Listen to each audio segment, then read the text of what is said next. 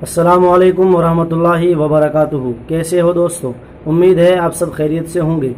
अल्लाह आपको हमेशा खुश रखे। हमारे चैनल ज़ुबान हिली मुराद मिली को सब्सक्राइब करें, लाइक करें, शेयर करें। आज की वीडियो में हम लेकर हाजिर हुए हैं पीलिया की दुआ, यानी पीलिया अगर किसी को हो जावे तो वो कौन सी दुआ पढ़े, कौन सी आयत पढ़े जिससे जो है पीलिया ख़त्म हो जाए। तो उलमा ने लिखा है 101 बार इस आयत को पढ़ी जावे, यानी वो आयत ये है सब्बह लिल्लाहि मा फिस समावाति व मा फिल अर्ज़ि व हुवल अज़ीज़ुल हकीम। ये गंजिना इसरार अल्लामा कश्मीरी सफ़ा नंबर 145 पर है।